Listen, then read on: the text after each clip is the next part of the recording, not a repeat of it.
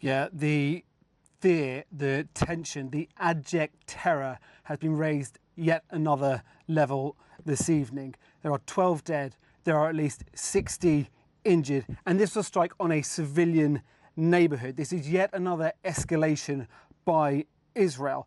This morning, after a COBRA meeting of the UK government, Foreign Secretary David Lammy urged any Brits in Beirut, in Lebanon, to leave the country. But those here, those in that neighbourhood, do not have that luxury. We spoke to one of them this evening. She spoke of the trauma of it all. She spoke of not just the sounds, not just the feeling of the building reverberating around her, not just the breaking glass, but the trauma that her entire family experienced. What happens now? That is the question for everyone here. And that is a question that's been, the war calculus is what's been made by everyone walking the street. The feeling is, well, who escalates this further? Many people feel that for Hezbollah, there is no choice but to escalate it. If they, to respond. If they don't respond, they look weak. If they respond too heavily, it may give Benjamin Netanyahu yet the reason he needs to propel this war any further. The mood on the ground here is that whatever unfolds over the next few days could echo through the next few years. Here with more what's happened today, Harry Fawcett. A major Israeli strike in Beirut's southern Dahia district, signalling a further intensification of this conflict. Israel has struck here before, killing a senior Hezbollah commander in July, but this attack bigger in scale in every sense. Israel said it killed Ibrahim Akil, Hezbollah's operations commander, head of its elite Radwan unit, also wanted by the US for his role in the 1983 bombing of the US Marine barracks in Beirut. But the Israeli army said it had dealt a still bigger blow, claiming to have killed at least 10 other senior commanders along with him. Earlier today, the Israeli army clearly targeted and eliminated the commander of the operations at Hezbollah's terrorist organization, Ibrahim Akil, along with him elite commanders from Radwan Special Forces unit. They gathered underground and under a residential building in the heart of Dahia neighborhood. While using civilians as human shields, they gathered to coordinate terrorist actions against the citizens of the State of Israel. The strike exerting still more pressure on Hezbollah and demonstrating once again this week the depth of Israel's intelligence penetration. In parallel, more Israeli strikes on southern Lebanon today after a massive wave of overnight attacks, hitting, Israel said, 100 Hezbollah launch sites. Hezbollah firing scores of rockets, many intercepted. Others, as here in the occupied Golan Heights, getting through Israeli defenses. The still unanswered question, are this week's multifaceted Israeli attacks designed to degrade Hezbollah's capabilities and pressure it to stop its rocket fire, or to pave the way for an Israeli ground invasion? If they have to do it, they should have done it in the first day of the battle to destabilize completely Hezbollah while they are attacking. The fact that they did it before, it means that they are still not ready for a ground attack against Lebanon. And what about the mood of people in Beirut after this week of these extraordinary attacks? They feel the trauma. Their mobile is a kind of a ticking bomb. The friend, he told me that his daughter just say, I don't want to sleep next to my mobile phone. One theory floated in the aftermath of Tuesday's pager explosions was that Israel feared its distributed secret weapon was about to be uncovered and so decided to use it while it could. But reporting today from the Reuters news agency suggests otherwise, that Hezbollah was unaware of the threat, still handing out the devices to its operatives just hours before they were detonated. Last night at a foreign ministers' meeting in Paris, the UK Foreign Secretary called on Britons to leave Lebanon. Today he chaired a COBRA meeting on emergency evacuation plans. The US also calling on its citizens to leave, even as President Biden pushed again for a diplomatic solution.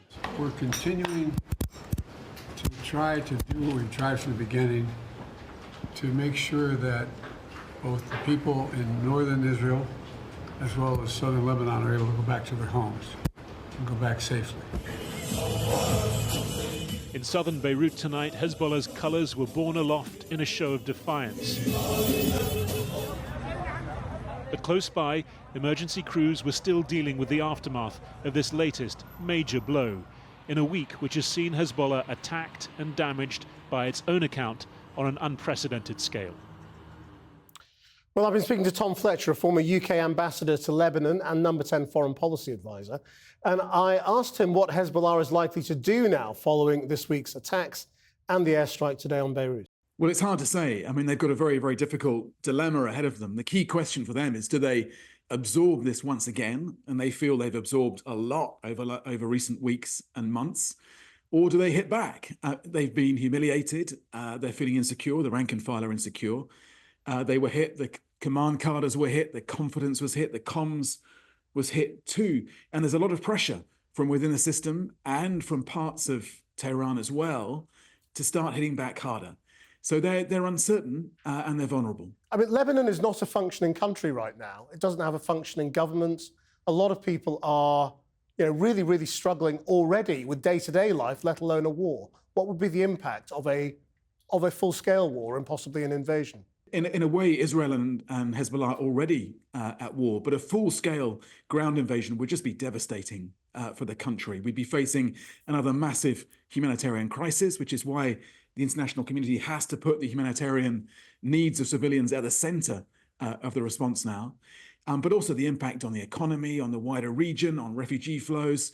Remember that a quarter of the people in Lebanon are already refugees from Palestine or from Syria or from elsewhere. So civilians are braced. They are scared. And they've seen this before. They know where this conflict ends. It ends in a terrible humanitarian crisis. Well, what do you make of Britain's response and America's over the last few days, which has basically been silent? I mean, presumably the government knows exactly what went on with those attacks on pagers and walkie-talkies, but isn't saying. Doesn't that make it complicit? Well, I think people were getting a picture together. I mean, they were such audacious attacks via those pagers, via walkie-talkies, that the picture was unclear. The intelligence agencies around the world were scrambling to work out what was going on.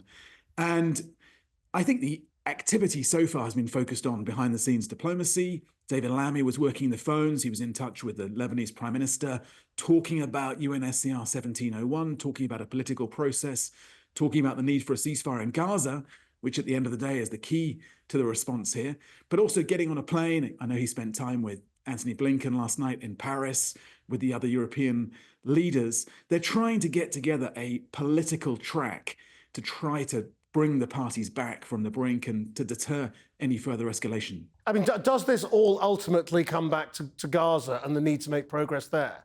Is Lebanon ultimately a bit of a distraction? Without doubt, the key to stopping this phase of the conflict, which is being driven to a large extent by Israeli internal politics, the key is to get back to ceasefire talks on Gaza. I've talked to a lot of leaders in the region, including the Lebanese Prime Minister, and they're absolutely clear on that. We need some sort of ceasefire. We need to get the hostages out. We need to get the aid in. And we need to reestablish this sense of some kind of political horizon for Israel and Palestine, this idea of two states living alongside each other with security, justice, opportunity. It feels pretty bleak, pretty distant, pretty hopeless at the moment, but you've got to keep that glint, that faint glimmer of light at the end of this very long tunnel. Where is the horizon? I mean, presumably long after the US election. So for the next month or two, Israel can do whatever it wants. Well, you hope there is some deterrence there. And Antony Blinken is out there, working hard to try to get this to de-escalate. The Americans don't want a ground invasion into Lebanon. But the question for Antony Blinken and everyone else is, will the Israelis listen to that? At the moment, there hasn't been much sign that this harder line, more fractious coalition led by Netanyahu will take account of what we're all saying to them about international law, about protection of civilians, and about the need to avoid escalation. Tom Fletcher, thank you very much. Well, let's talk now to Rania Abu Zaid, the author and journalist who's based in Beirut. Rania, give us a sense of how people are feeling after this extraordinary week of attacks and now bombing? So many different feelings, Krishnan. There is anger, there is panic, there is defiance, and there is solidarity with the victims of these 3 attacks this week that have targeted various parts of the country. What does it do for how people feel about Hezbollah? Well, let's start with its supporters, for example. We have seen lots of interviews on the local television station of people from the hospitals, wounded people who are expressing very strong defiance, and they're saying that this is a sacrifice that they are prepared to make for the sake of the party and for the sake of the Palestinian cause. It has rallied a number of Lebanese around Hezbollah. If we consider the attacks on Tuesday and Wednesday that targeted communications devices, there was a massive outpouring of support. There were people lining up outside hospitals and medical clinics to donate blood, so much so that when tonight's attack happened on these residential buildings in Beirut, southern suburbs, the Ministry of Public Health actually issued a statement telling people, thank you very much, but don't come to the hospitals and don't come to the medical centers because the blood banks are full after Tuesday and Wednesday's attacks. In terms of who is affected by these attacks, the Israeli description of what has happened is that these attacks are targeted, that they hit Hezbollah enemies. Are they actually affecting the wider population, who perhaps have nothing to do with any militant or political group? Let me put it to you this way. I was listening to the news before I came here, and they were announcing the names of members of entire families who are missing, presumed to be under the rubble of those 2 buildings that collapsed tonight. And the names were mainly of women and children. So certainly there are civilians who have been impacted, not just by tonight's strike, but also by Tuesday and Wednesday's attacks on these communications devices. So the number killed, which is currently said to be around a dozen, could go up considerably. Yes, because the rescue operations are continuing. Now, what happens politically then? I mean, you know, there is no president at the moment. You know, does Hezbollah do whatever it wants? You know, in terms of, you know, international talks or whoever it deals with. Is there anybody who can exert pressure on it as an organisation? Well, the government is in a caretaker capacity. However, it has lodged complaints with the UN and with other bodies regarding these attacks this week. But as Hezbollah leader Sayyid Hassan Nasrallah has said, it is the battlefield that will do the talking. And that is where the focus is, that is where the attention is at the moment. And certainly what we're seeing from this week's 3 attacks is that the rules of engagement that have largely defined and confined this conflict over the past 11 months, confined them in terms of geographical space and also in terms of the targeting. Those seem to be changing. Israel has upped the tempo, it has changed the mode, and it is also, and the scale of its attack. So quite a rapid escalation this week. And so what does that mean for what happens in southern Lebanon, near the Israeli border? Is there any kind of mobilization or movement of weapons? Well, we don't know about the mobilization or the movement of weapons because Hezbollah's activities are covert. However, what I can tell you is that there was a marked escalation in attacks overnight, and that continued today. So quite a lot of cross-border fire, you know, in the past 24 hours. Are people braced for it to get worse? Absolutely.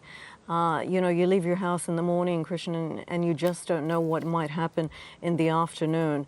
That's just how random it feels. You know, people are going about their everyday activities, and then all of a sudden you hear on the news that that there has been another bombing. So it is quite, you know, people are rattled.